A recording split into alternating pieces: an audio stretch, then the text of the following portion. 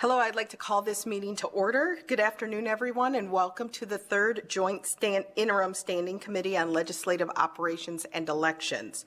Before we take roll, I'd like to note that we have Majority Leader Cannizzaro filling in for Senator Lang on Zoom. We also have Senator Buck filling in for Senator Gansert here at Grant Sawyer, and Assemblywoman Monroe Moreno attending for Assemblywoman Carlton. And we also have Assemblywoman Dickman up in Carson City. With that, Ms. Creamer, please take the roll. Senator Cannizzaro. Here. Assemblywoman Dickman. Here. Senator Buck. Here. Senator Orenshaw. Here. Assemblyman Matthews. Here. Assemblywoman Monroe Moreno. Here. Chair Miller. Here. And Ms. Creamer, can you please mark Assemblywoman Gonzalez absent excused? With that, just a few housekeeping items. We do have quorum, so we will continue. A few housekeeping items. Just want to remind everyone that we may at any time take any agenda items out of order, and that those attending virtually, please keep your camera on so that we know we are maintaining quorum. Also, for everyone watching, you can view all of the handouts and materials for this committee meeting on the committee website, and that we will have a public comment section at the beginning and at the end of today's meeting. With that, each speaker will be able to speak for 2 minutes. For public comment, you can call in to 669-900-6833, and when prompted for a meeting ID, enter the number 853-8019-5704, then press pound. Broadcast and production staff will then indicate to you when it's your turn to speak. You can also submit written comments. You can submit those electronically to email at loeinterim@lcb.state.nv.us or mail them to the Research Division at 401 South Carson Street, Carson City, Nevada, 89701. You can also fax your comments to 775-684-6400. And again, I just want to remind everyone to turn off any kind of alerts or anything that's making noise on our cell phones, including our laptops, as to not interrupt the meeting. We will move on to our second agenda item, which is public comment. Again, anyone wishing to speak, you will have 2 minutes to speak, and we will time that for you. Broadcasting, please open up the phone lines for anyone interested in making public comment. And if there is anyone here in Grant Sawyer or Carson City that would like to approach to make public comment, you may do so now.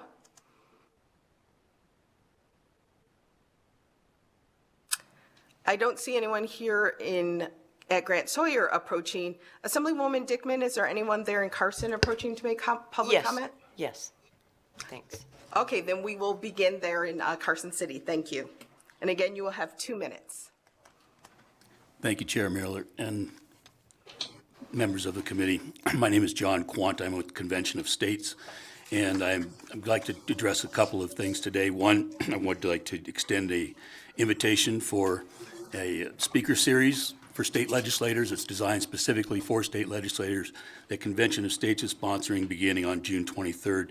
That will include Michael Ferris, Professor Robert Nadelson, Mark Meckler, our president, and the Honorable Rick Santorum as speakers. There'll be opportunity to also interface at the end of each of the presentations, about an hour long each. The other thing is I wanted to talk quickly about election integrity. My wife and I worked the Washoe elections for the last 2 weeks plus Election Day, and I did so, to help out, but also to take a look at the integrity of the network and the security. And I've put in systems for the government for almost 3 decades, Department of Defense, critical infrastructure, and I can tell you I'm convinced we do not have a secure election system, not even close. And I was prompted to do that by our former Secretary of State, Dean Heller. So that's the end of my comment. Thank you very much for your time. Appreciate it. And for your service too. Thank you, sir. Is there anyone else in Carson City wishing to make comment? Doesn't look like it, Chair. Okay, thank you, Assemblywoman. Not seeing anyone in Carson and not seeing anyone here at Grant Sawyer. Broadcasting, do we have anyone on the phone lines? Chair, the public line is open and working. However, there are no callers at this time. Okay, let's just give it another moment.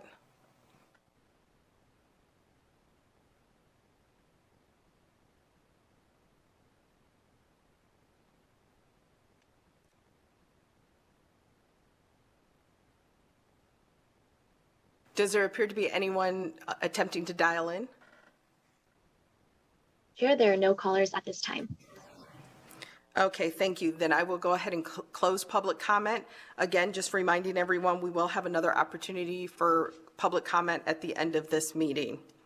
Moving on to our next agenda item, the approval of the minutes for the meeting on April 29, 2022.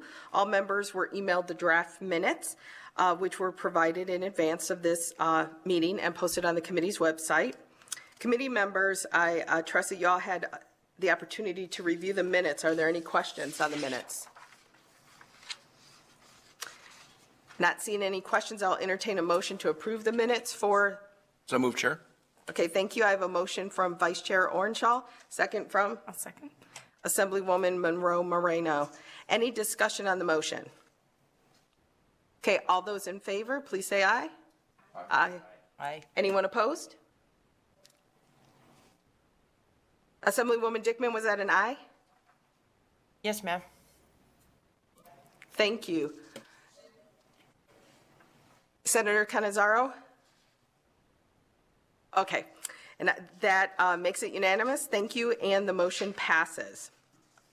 Next on the agenda, we have the overview of the Commission to Study Governmental Purchasing, according to NRS 332215, commonly known as the Nevada Public Purchasing Study Commission, and an update on the Commission's recent activities. Our presenter today is Monica Shear-Howden, co-chair of the Commission to Study Governmental Purchasing. She will be presenting on Zoom, and there is also a PowerPoint presentation, I understand. While the topic of governmental purchasing typically falls under the purview of the Government Affairs Committee, Assembly Bill 443 of the 2021 legislative session specifies that the Joint Interim Standing Committee on Legislative Operations and Elections has the authority to evaluate and review issues related to governmental purchasing. In addition, AB 443 requires the Commission to study governmental purchasing to submit a written report to this committee on or before July 1st of each even number year. That includes any recommendations of the Commission for legislation related to governmental purchasing. Ms. Shear-Howden has already submitted the Commission's report for 2022 to this committee, and a copy is included in the materials in the agenda. With that, we are ready, and so please proceed when you are. Thank you. I'm going to go ahead and share my screen to pull up the PowerPoint for everybody.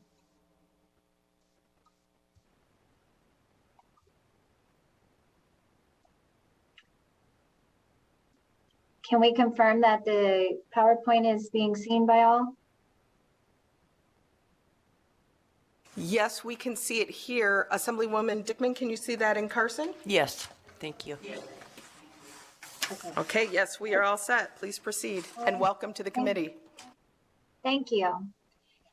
Good afternoon on behalf of the Nevada Public Purchasing Study Commission, and I will often refer to that as the NPPSC throughout the presentation. We would like to thank you for the opportunity to present today. My name is Monica Shear-Howden, and I am currently the NPPSC co-chair representing Northern Nevada. We do have we have an additional co-chair for the Southern Nevada position, and we actually had a transition recently where our previously co-chair for the South had vacated the position. So we have recently elected a new representative for that. The NPPSC was initiated or established based on NRS Chapter 332215, whereas a commission to study governmental purchasing would need to be put in place and represented, by those who meet 3 different criteria under that required law. I don't anticipate reading all of the details because that might be a little cumbersome, but basically I've outlined them on each of the screens that you will see, and it kind of gives a really clear snapshot of why we are to exist and what we are to do. So there is this first one that represents what the required attendance and membership would be, as well as those that can participate in the group. However, the counties and agencies that meet the requirements also have the right to be a voting member within the commission. We meet no less than quarterly throughout the year, and if we are within a legislative session, we will meet as often as required to meet the tasks at hand, and also if otherwise called by both co-chairs to have meetings. Our meetings can go anywhere from 1 to 2 to possibly 3 hours each. And when we are in an active legislative session, we can meet in upwards of either weekly if we are doing certain tasks, or as minimal as usually on a monthly basis. And as mentioned before, the new biennial report on even years to bring to the attention BDRs and things that we're working on to be considered for the legislation is a new requirement that was again amended via AB 443 to the NRS Chapter 332215.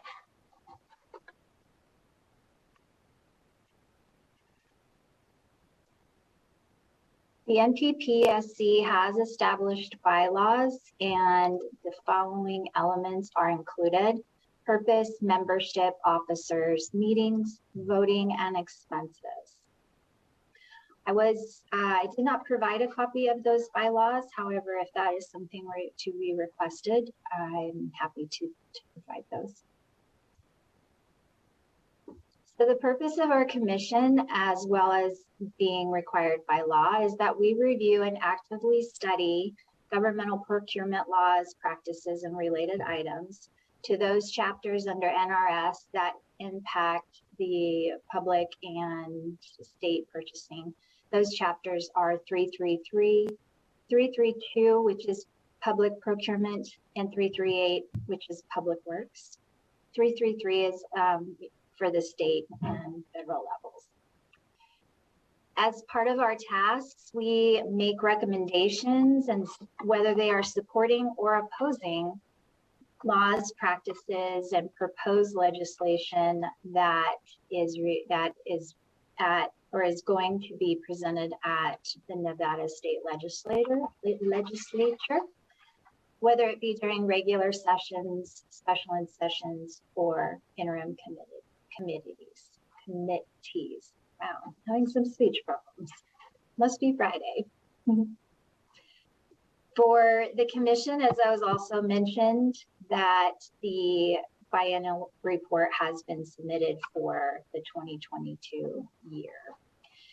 Briefly going over our membership and officers role, we have the 2 co-chairs, as I mentioned, and only in cases where no members are able to serve capacity of a co-chair, we may vote to elect 2 co-chairs, and that was kind of how the establishment of the commission evolved, to have both co-chair representatives from each half of the state Each officer nominated serves a period of 2 calendar years.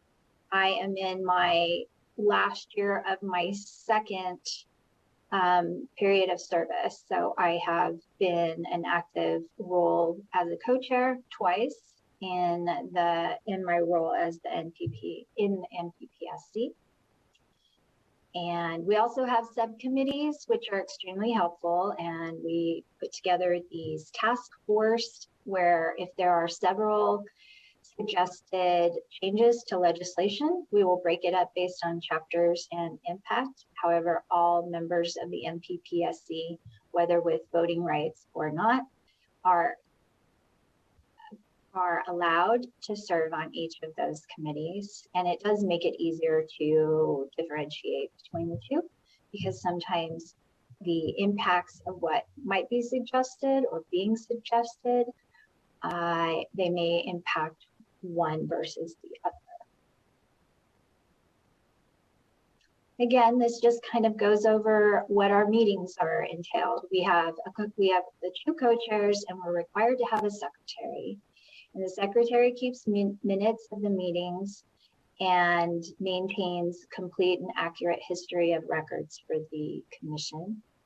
And the agenda also includes approval of the previous meeting minutes, and those are posted at each of the officers' normal place of business in accordance with the Nevada Opening Meeting Law, NRS Chapter 241. The meetings are open to the public for attendance and to provide public comments. We do allow public comments to be provided at the beginning of the meeting as well as prior to adjournment. Each member agency is given 1 vote on any matters relating to the function of NPPSC. For example, I am with Washoe County School District. Our attendance for those who wish to participate may be in upwards of just myself or in upwards of 10 people, which is our entire staff. However, if we are submitting a vote that is related to the NPPSC function, Washoe County School District receives 1 vote. And then any recommendations to BDR submitted to the Nevada Legislature in the name of our commission must pass with an affirmative vote of at least 2/3 of its members who are voting. When it comes to expenses, the commission does not have a budget and we do not charge for membership. Each member is responsible for equitably funding activities relating to our functions, should they be required or necessary. And other than officers, there is no operational staff or clerical support to our commission. We are a very self-sufficient commission, and we don't have any type of administrative office or location to where we meet outside of a hosting facility, a hosting agency. Currently, we are doing our meetings virtually. There is also no specific website for the NPPSC, and part of the reason behind that is because of the technical abilities to maintain the website, as well as who would be responsible for doing that. So we do not have any type of IT specialist assigned within our group. As I said earlier, we review upcoming BDRs, and although the commission has never had its own BDR, we also we strive to put together the best of our ability and then seek assistance to get the BDRs to those individuals that could assist with changing or implementing what our requests are. We have not been able to be given a regular routine or a starting position to propose new law or changes to existing law. All changes to the NRS that we manage to achieve in the past has been through the assistance of a legislator or committee that chose to sponsor the original issue, or was language that was incorporated during the amendment process to another bill with a similar subject or of law. So oftentimes we present the BDR that is basically kind of adopted by somebody else, and they become our champion to move that forward. Our task force, as I mentioned before, begin breaking down the changes that we see coming down the pike. And we may make a type of laundry list of recommendations, changes, and best case scenarios for change. And we come to a consensus of what would be presented to the legislature in more of a united front. Without a BDR sponsor, however, the recommendations, changes, and best case scenarios for changes may result in a fruitless endeavor depending on the session. So there is a lot of work and a lot of thought and a lot of passion that goes into what our commission will present. And we are often at the mercy of somebody to be able to move those forward for us.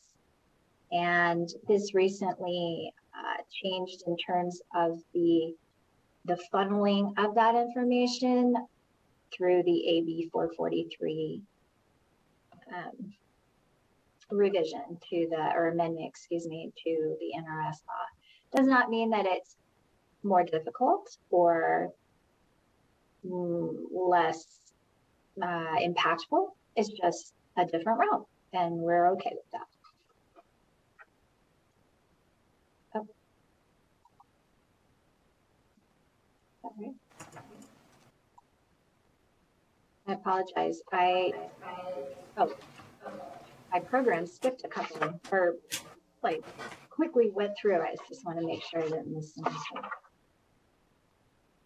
Yeah, it's a little bit weird here. Gotta love technology. I apologize. Okay.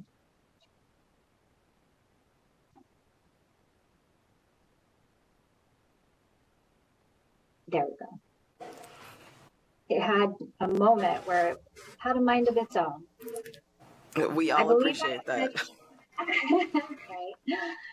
Right.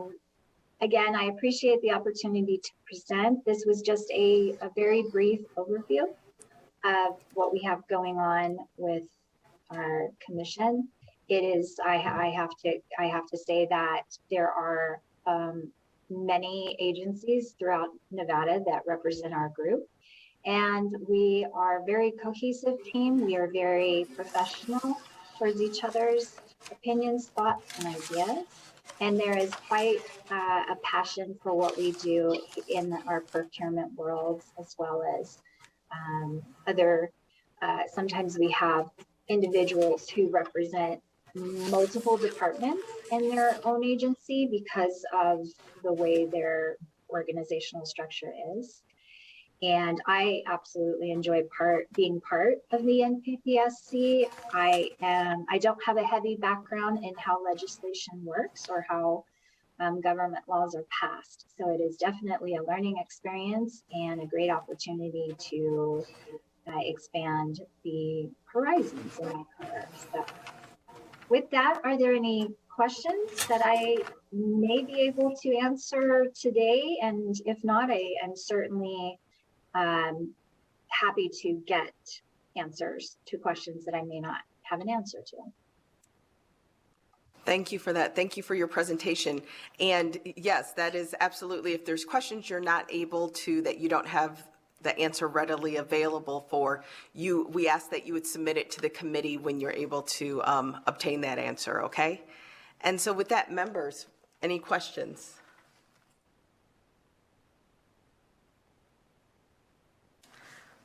Okay, then I'm going to ask quite a few questions because if we go back to last session, one of the concerns with this commission to study governmental purchasing was there just didn't seem to be, it seemed to be operate in a more fluid way than we really understood.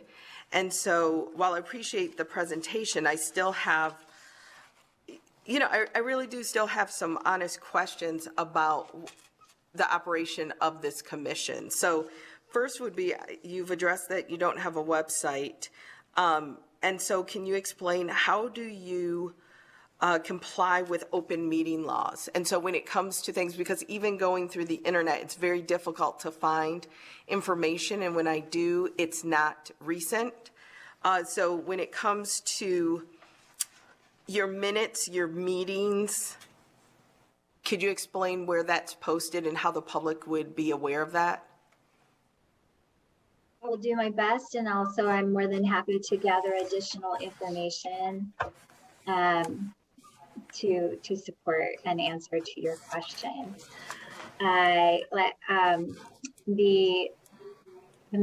The minimum under the requirements of our commission is to have the officers post those agendas and minutes within their place of business. And some of the agencies, our school district included, have multiple sites that are considered operational locations. I currently post our agenda and meeting minutes in a common hallway that's located in our building that is under a main wallboard. However, we are getting more in the habit of providing copies of those also at our administration building on 9th Street, as well as some other key points within the school district. And the South co-chair will, of course, post in their location, as well as our secretary. However, my experience is that when the meeting minutes and agendas go out, that each of our members are logistically posting in their locations as well.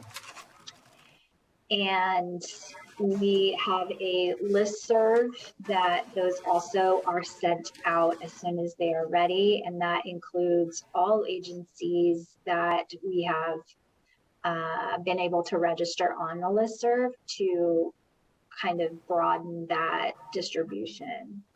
The lack of having a website is, I believe, the management of it. It would have to solely rest on at least one person, whether that be a person serving the same type of term as an officer, or perhaps someone that is well-versed and skilled in managing a website. It has been on our radar for many years.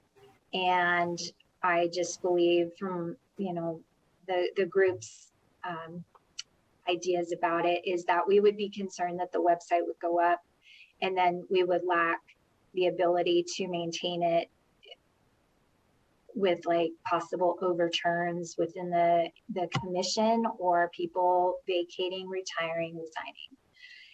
And right now we are just not quite sure how to tackle that. But we do recognize the importance of it, especially in the world that we operate in today, where more things are able to be found using the internet. And it's also a key component that could be linked from any one of our department website pages. I can speak on behalf of the school district that we do have information regarding the commission directly on the purchasing department website through the school district's main website. In my personal opinion, I believe we're doing as much as we can to get the word out, as well as those of us that are part of the commission, and just spreading word of mouth and what it is that we do. We are always open to suggestions or maybe resources or guidelines on how to do a website or how to launch one, and maybe what the ins and outs of that might be. Okay, and I'm actually going to ask this question to legal, because I know that you're available right now. Is posting, based on what was described, is that in compliance with open meeting laws? Because my concern is while something may be posted at Washoe Schools, which is of course public, unless I have anything to do with the schools or work with the schools, that's not someplace I would go to find necessarily general information. It still seems limited to the school community. So I'm just wondering, is that in compliance?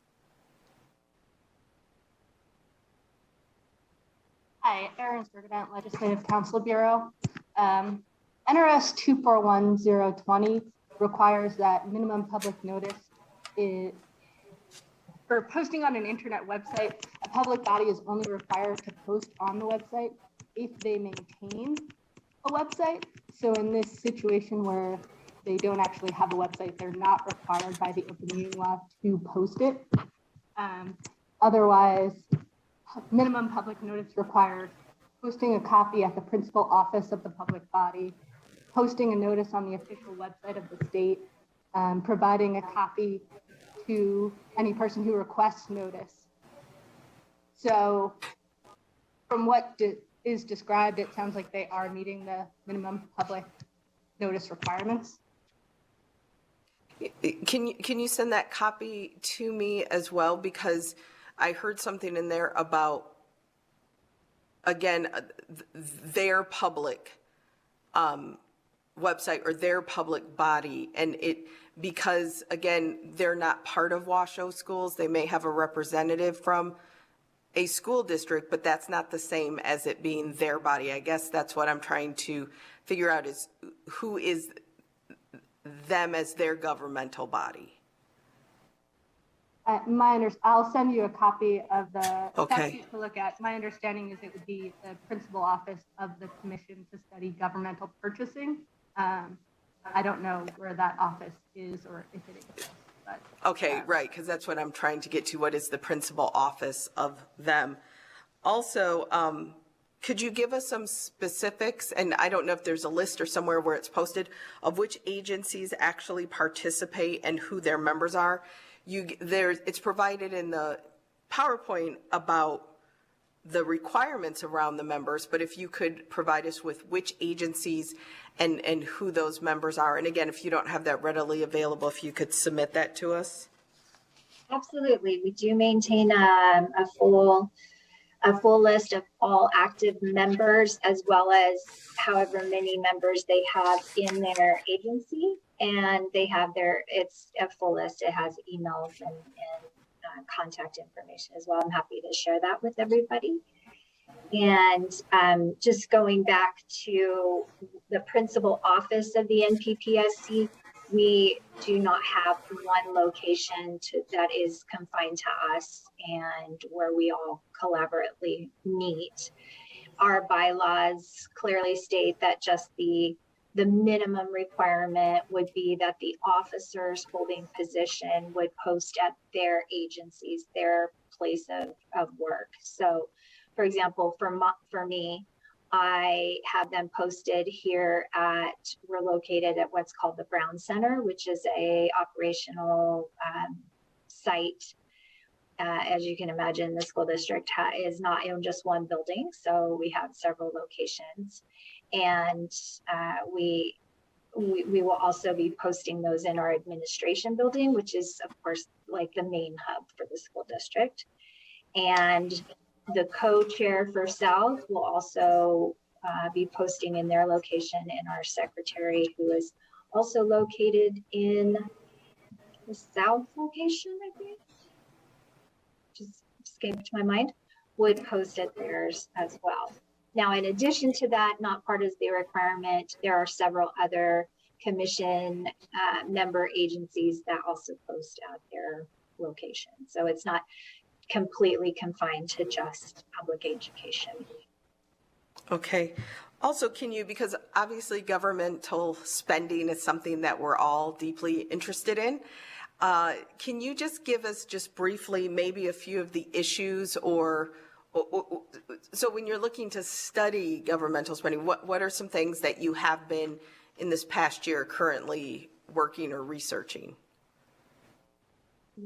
The current BDR that we had submitted, as simple as it looks, is a minor revision to NRS 332045, which has to do with the publications of legal notices coming through agencies.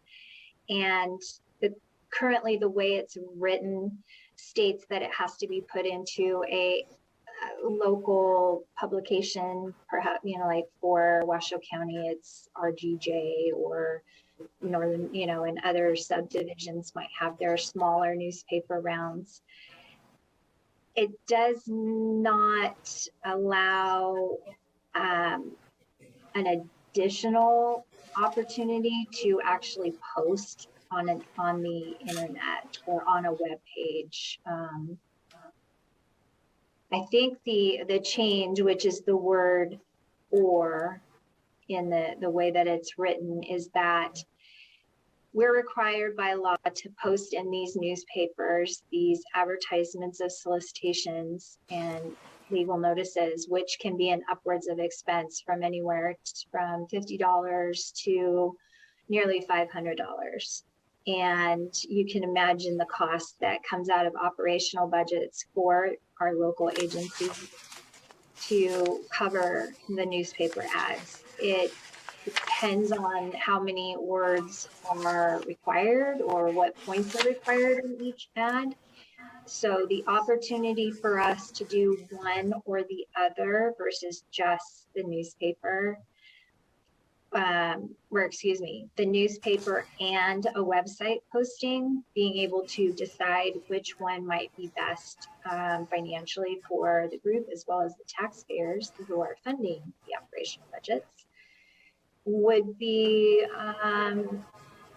it would not only bring us into how the world operates right now using the internet heavily, but it would also save quite a bit of money. Our group currently is also working on perhaps what we're trying to put together a cost sheet of what all of our commission members and agencies spend on an average on an annual, depending on how many solicitations you send out, so that we would be able to provide a better picture of how much money that costs.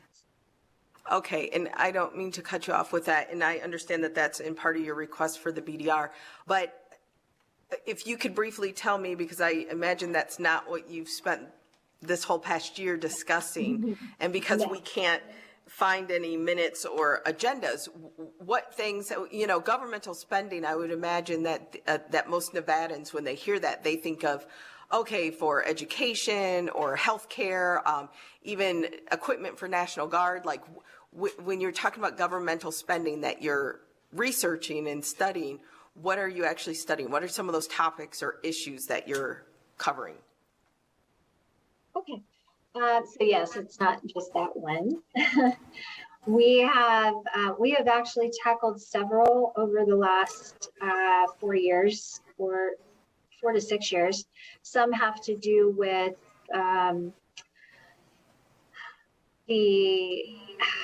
whether or not we would sunset the requirement for the allowance to do public works through the use of a construction manager at risk, which is a CMAR.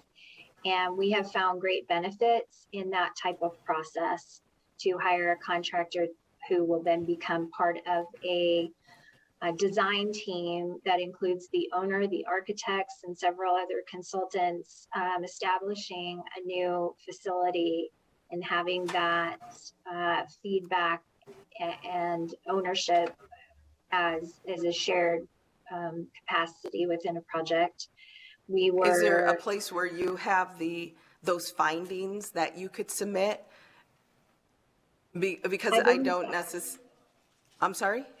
I believe so, yes. Okay, that's what we would appreciate, not necessarily, because I'm just trying to get kind of the topics that have been discussed, not necessarily the findings, but the topics. But again, that's a question too, is then if you're studying something, where are these findings and the recommendations, the results of your work? So if that could be submitted to us as well.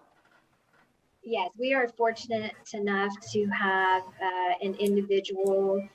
His name is Dan Marin. He is with the city of Sparks, and he is very generous with his time. He actually keeps a very thorough list. It's in an Excel, easy to read type format where there's multiple sheets that will have all of the all of BDRs coming through or the changes that are impacted, all the way through what the final result was and how our group may or may not have participated in those changes. So I will definitely get that information to you as well.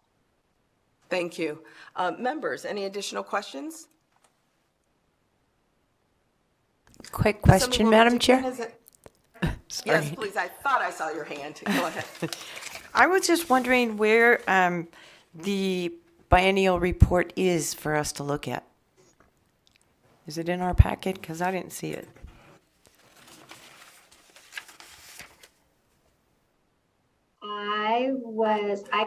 I provided it on Monday, and if it's not viewable, I'm certainly happy to share it on my screen. Yeah, It it's is on the actually website. in here, Assemblywoman. Yeah, thank you. I found Do it. you see it? Yeah, Okay. thanks. All right. Well, not seeing any questions. Thank you so much for your presentation. And I will go ahead and close this agenda item. Thank you very much. Thank you. Moving on to our next agenda item, we will have an update on campaign disclosure requirements for political advertisements sent through text messaging pursuant to Assembly Bill 166. We have, and he is ready, Deputy Secretary of State for Elections from the Office of Secretary of State, Mark Voloshin. So, Mr. Voloshin, please proceed when you are ready. Thank you. Good afternoon, Madam Chair, members of the Joint Interim Standing Committee on Legislative Operations and Elections. My name is Mark Voloshin. I'm the Deputy Secretary of State for Elections for the record. I'm going to share my screen real quick. I have a few slides that I believe you should have in front of you as well.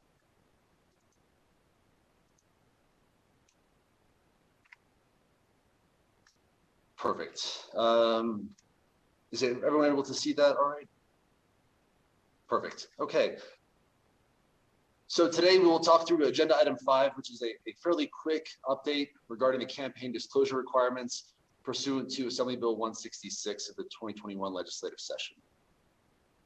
So quick reminder, this was a relatively small change, but a significant one to our campaign finance requirements.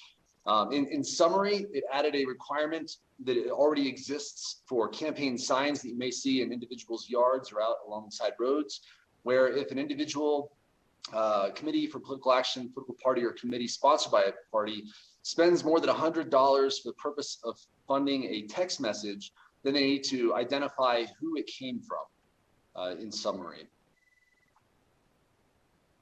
Since the implementation, we've only received 2 complaints identifying violations, potential violations of this updated statute. You can see the dates that we received them on there. Both came from the same individual, actually. So here are the actions taken, and I'll be very brief in this as well. The review of the allegations, well, just to help illustrate it, first and foremost, this is what the text message that was complained about, what they looked like. There were 2 separate text messages on 2 separate days. You could see, reading over the text of the messages, that, again, it really doesn't indicate who they came from, really more that they were just against 1 or possibly 2 candidates for office. In the original complaint, the allegation was that these text messages were sent to multiple Republicans in Assembly District 13. We did a little bit of research as well, identified the number of active registered voters in Assembly District 13, and identified first and foremost how many individuals it could potentially have impacted. Again, we really don't have an indication or a solid number of how many folks it did go to, outside of the comment that it did go to multiple Republicans. And that number becomes significant when we started to look into the next question. We were trying to identify if this was a violation in the first place. Again, the requirement is only if one expends more than $100 to finance a text message, not being privy to the costs of political text messages, I started to look into it along with my staff. We identified a number of services and recognized that, in this case, again, for $80 a month, an individual could send out approximately 2,000 text messages. This service, again, less than 100, if you spend $100 or more, which of course would have crossed the threshold, that could have reached 4,800 individuals, or approximately 1,500 if not. And then this third and last one, again, approximately 1,000 individuals could have received a text message, as indicated in the examples, without it crossing the threshold. We also looked at the nature and the character of the messages. We identified that, again, it was really against Mr. and Mrs. Hibbets. So ultimately, there were 6 other candidates that could maybe have initiated the violation. We also looked at the phone numbers that the text messages came from. As many of you have probably experienced, it's very easy for someone to spoof or provide a fake phone number when sending text messages these days. I've personally received a number of text messages that were maybe 1 or 2 digits off from my own phone number. We tried contacting the phone numbers. We did both reverse searches on them, which indicated that at one time they were individuals, but neither number appeared to be working now when we attempted to call them. And the reason I mentioned all of that is because, again, really, one, it's still not exactly clear that the text messages themselves did in fact cost more than $100.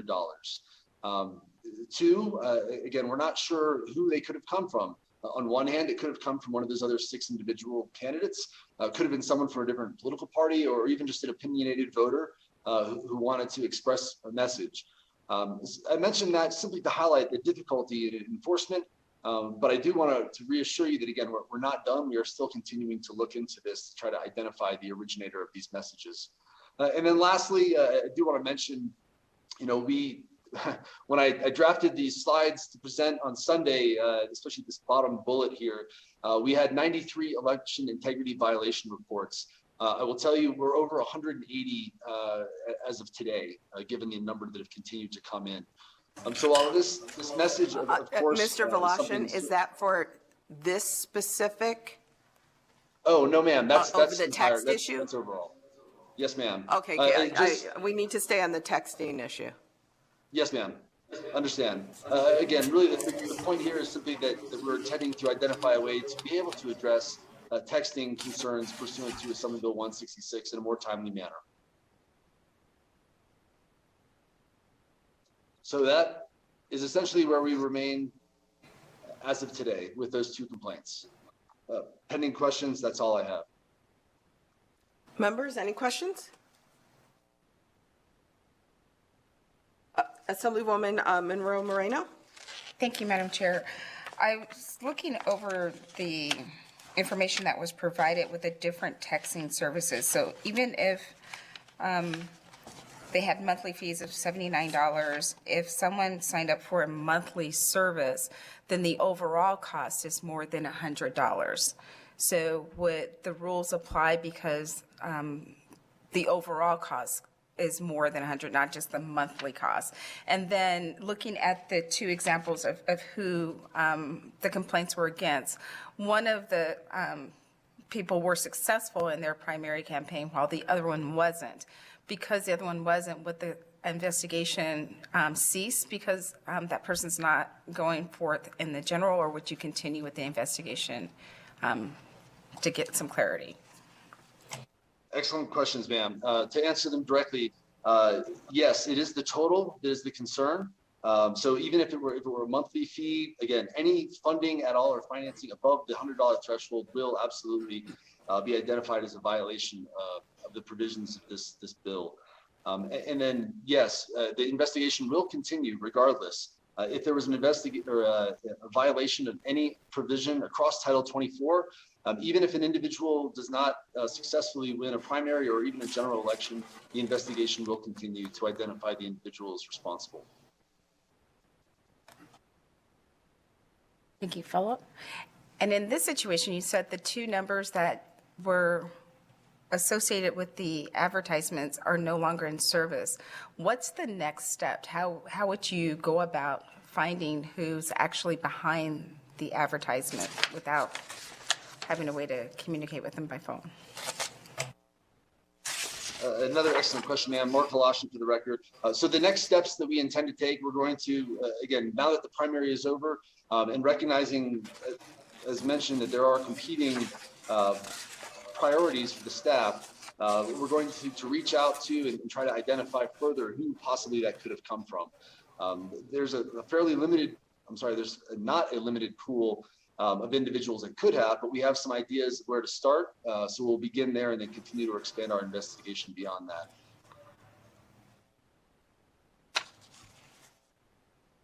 Okay. Any other members, any other questions? I have a question. And first, I'd also like to say that, I hope, it's very sensitive for somebody's campaign to be brought in as a specific example when it may not be a reflection of that campaign or these candidates. But what can we do? Because the real question is moving forward, because this is new law, in order for all candidates to ensure and their campaigns, because again, in this case, you've already mentioned you don't know who it came from. The numbers aren't even working. So it could have been third party or, who knows where it came from. But what can the campaigns and the candidates do to ensure compliance? Is it as basic as just ensuring that the entity or person who is sending the tasks are identified? Is it that basic? Thank you for the question, Chair Miller. Mark Voloshin for the record. Essentially, it's a twofold concern. One, certainly if somebody is going to be funding these sorts of messages, simply, again, bringing awareness to it, that if it does cost more than $100, that it does need to indicate somewhere on the message who originating and paying for it. But in regards to future election cycles and concerns from candidates about text messages that may be targeted at them, again, really, reaching out to the Office of the Secretary of State, notifying us as soon as possible when these sorts of messages do come up so that we can look into them. Certainly, the sooner we get notified about it, the sooner we can begin the investigation. If we can get even just a bit of information about where it came from or who who could possibly have funded this message, that will enable us to identify if it is truly a violation of the statutes, and then where to go from there. So yes, ma'am, truly notification to the Office of the Secretary of State, I think, is the key point. Okay, so that would be for the investigation, but to ensure that that campaigns are within compliance, is it as simple as a paid for by? So yes. That line right there. Yes, ma'am. Or even in the message itself, something along the lines of identifying who it's from in the first place. Yes, ma'am. I've seen some that say, simply stated, "Hi, this is Mark. I wanted to let you know I'm running for the office of fill in the blank." That by itself also indicates where the message is coming from. But yes, ma'am. Paid for by, again, at the bottom, extremely easy to do. Okay. Just because, again, there's often third parties that do things for or against campaigns as well. So just wanted to make sure. Any additional questions? Madam Chair? Assemblyman Matthews? Okay, we'll start with Assemblyman Matthews and then Assemblywoman Dickman will come up to you, okay? Thanks. Thank you, Chair. Thank you, Mr. Voloshin. My question, I guess, pertains to the $100, minimum, where this would actually apply. And it just occurs to me that with the nature sometimes of how text messages might be sent, that an entity or a campaign sending out a text message might seek to get around that that provision or remain below that threshold by essentially taking a particular message and breaking it into multiple texts, either in the same day or over multiple days or something like that, in a way of trying to get around this. And I'm curious as to if it's discovered, say, that in this case something like that were done, or in a future case, how would your office treat that from an enforcement perspective? Because arguably every single text message that goes out on its own is arguably an individual communication, that would have its own individual cost. So how do you aggregate all of that from a compliance standpoint? I'm just curious. Thank you. Thank you for the question, Assemblyman Matthews. Mark Voloshin for the record. It's an interesting question, and I think it goes back to the exactly like you said, the nature of the messages. And I suspect as each situation will be unique, what we would do in that sort of situation where maybe somebody spent, if I understand right, $90 to send one message, but then a different message sent to a different group of people for also $90.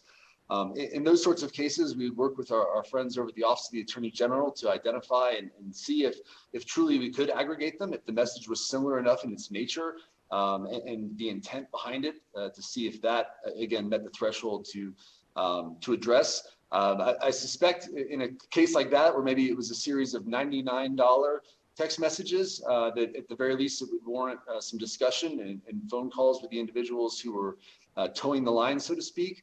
But again, really each individual situation would have to be addressed uniquely.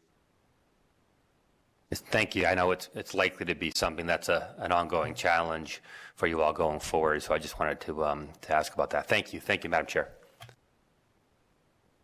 You're welcome, Assemblyman. Assemblywoman Dickman, your question? Thanks, Chair Miller. I'm just curious if you're able to find these violators, which I think is going to be a challenge. What's the consequence? Is it just stop doing that? Thank you for the question, Assemblywoman Dickman. Mark Voloshin for the record. Again, it really kind of varies on the situation and the nature of the message. So again, I wouldn't want to paint myself into a corner, so to speak, by saying, well, it's going to be a firm and hard minimum. First and foremost, we push to seek compliance with the laws. So when individuals, and this is something that we have done in the past with individuals who have posted signs out in the streets and did not put paid for by, the very first step is notifying them of what the statute says and what the requirements are. Once we identify that, yes, in fact, it does meet the threshold of $100. For the most part, again, when individuals are notified and have the law explained to them and are gently reminded about the requirements, they usually eagerly comply. And in many cases, I know individuals have gone around with stickers to put paid for by on their signs just to get quickly in compliance. In the case of these text messages, I would hope that when it was pointed out what the requirements were, that the individual or organization would comply. And in the cases where it isn't, again, our colleagues at the Office of the Attorney General would work with them to identify appropriate following on steps. Yeah, I appreciate that. It is difficult, but once the damage is done, it's a little late.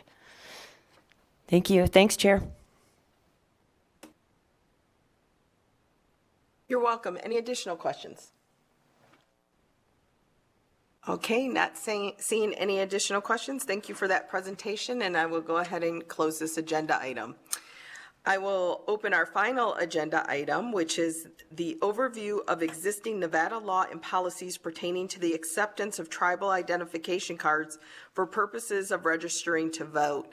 This came out of last meeting. There was some concerns brought up from Nevadans, from our tribal communities about these the tribal identification cards not being accepted at certain sites in order to register to vote. And so quickly, obviously, this was a major concern for us, and needing to look at, do we need to submit a BDR for this? And then we find, and I do not mean to kill Ms.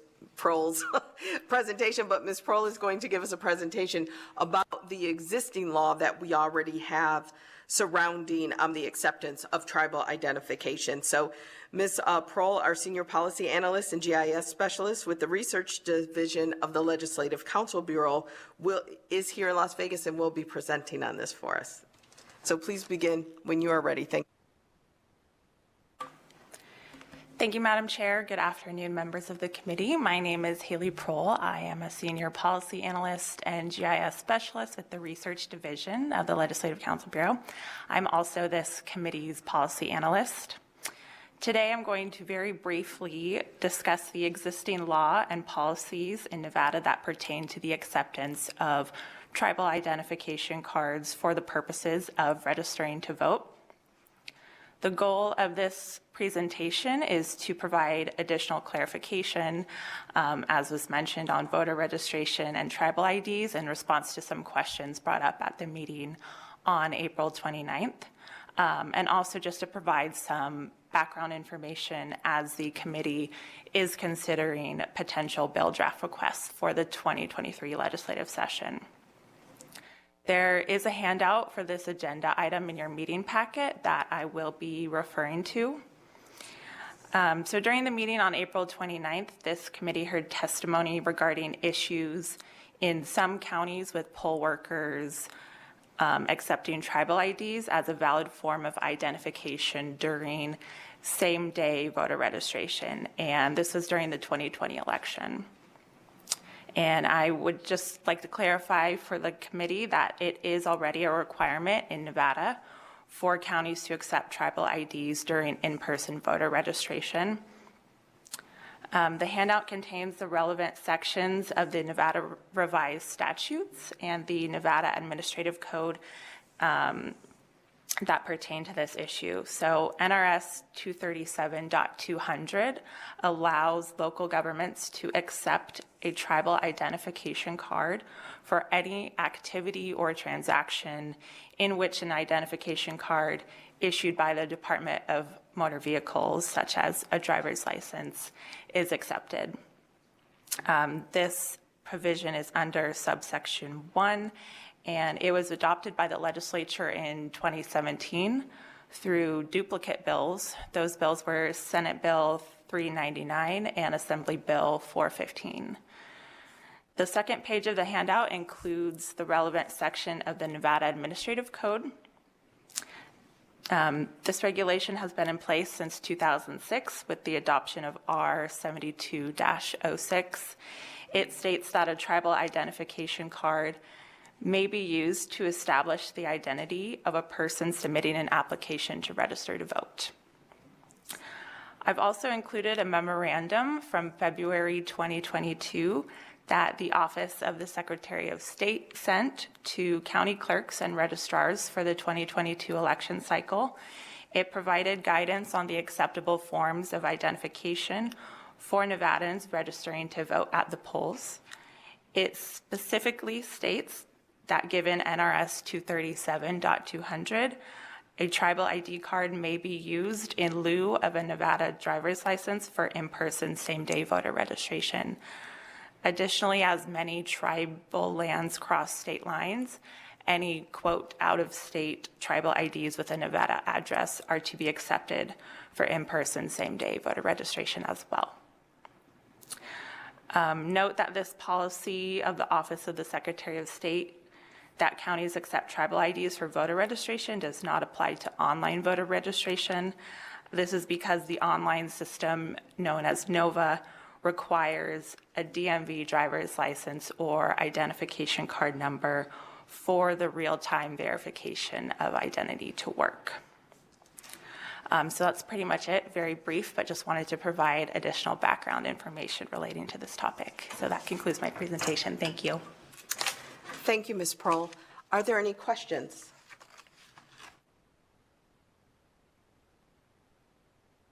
I have a question, and I really appreciate the memo that was sent out from the Secretary of State. So then my question becomes, so the memo was sent to the counties. And I know that in this committee, we've discussed before about the training that individuals working the voting sites get. So, and we often know that this happens, leadership may get the information, but is it, disseminated down to those actually doing the work? So do we know if this is included in the training that those individuals working the actual voting sites receive? Thank you, Madam Chair. Haley Prohl for the record.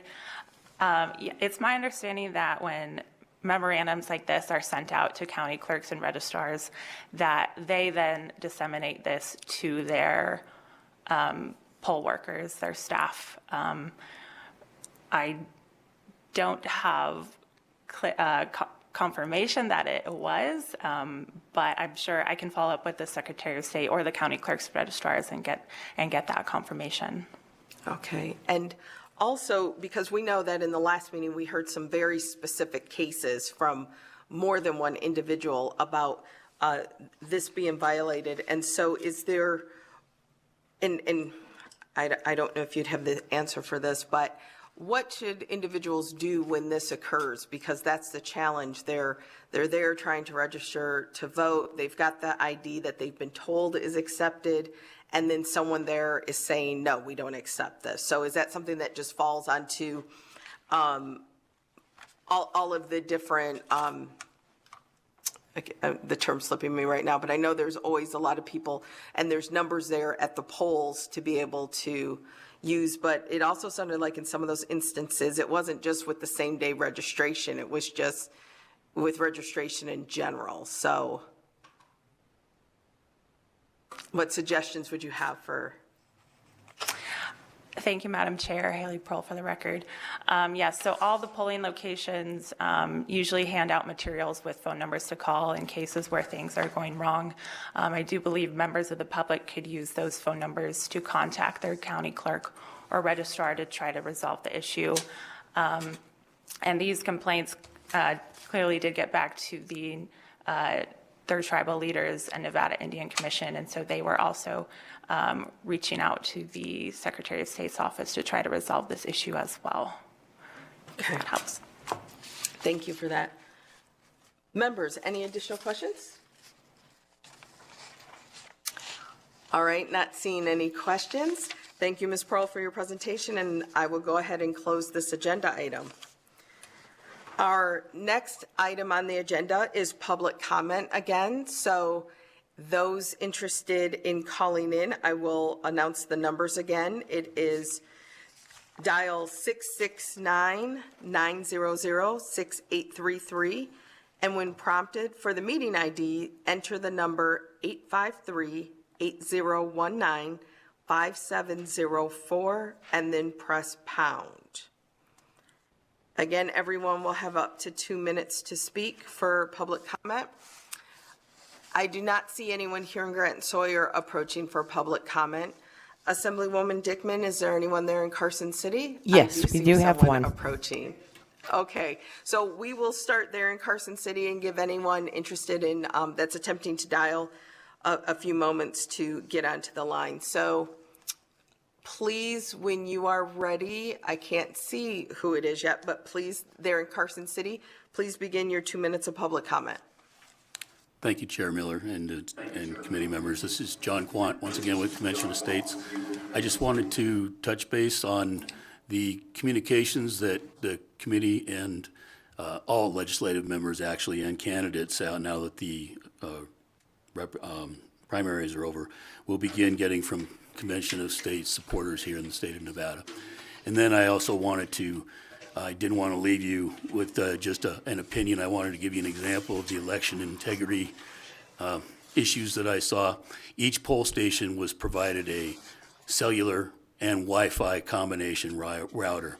I won't go into the security issues of that alone, but to take it one step further, some of the poll sites were unable to get a cellular connection inside the Raley's stores. So they decided to take it upon themselves to just connect to the Raley's public network. So the Washoe elections data system was on public Raley's networks for 2 weeks. So that's just an example.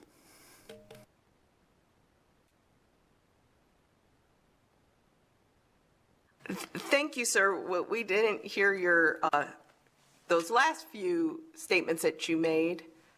The statements about the Raley's?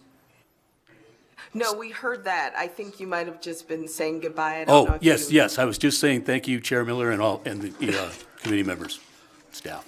Appreciate Okay, the time thank and you. your service. And thank you so much. Remember, most of us are here in Las Vegas, so if you turn off the mic, we don't hear you anymore. Okay. Thank you for that. Is there anyone else in Carson City No, approaching? no, we're good. Thanks. Okay, thank you. Broadcasting, is there anyone on the phone lines? Chair, there are no callers at this time. Okay, thank you for that. As we adjourn, I just want to again thank all the members and presenters for today and those who made public comment. We'd like to remind everyone that our next and final meeting will be on August 12th. I should also stop and say I'll leave the phone lines open for a moment if anyone is interested, and then let you know in a moment when we will close that. I guess I should officially close that. Is there anyone attempting to call in right now? Chair, there are no callers at this time. Okay, then let's go ahead and officially close that agenda item for public comment. So again, our next, and we are on our final agenda item, which is adjournment. Our next final meeting will be on August 12th. Right now it's scheduled for 9:30, but that may change, but it is scheduled for August 12th. That will be our work session where we will consider potential bill drafts for the upcoming 2023 legislative session. The committee is allotted up to 10 bills for legislative operations, elections, and government purchasing, but may also request the drafting of letters to key individuals and organizations urging certain actions, or request the inclusion of positional statements in the final committee report.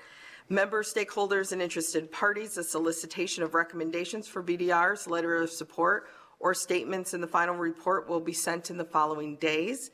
The memo will be posted on the committee's webpage and emailed to committee members, stakeholders, and members of the public who are committee subscribers.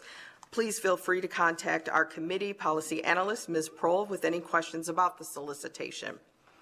The primary location for the August 12th meeting will be here in Las Vegas at Grant Sawyer, as well as in Carson City.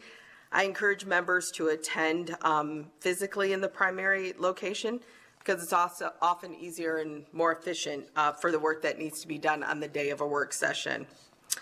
Seeing no further business ahead of us, I will go ahead and adjourn this meeting. Thank you, everyone. This meeting is adjourned. Thanks, Chair.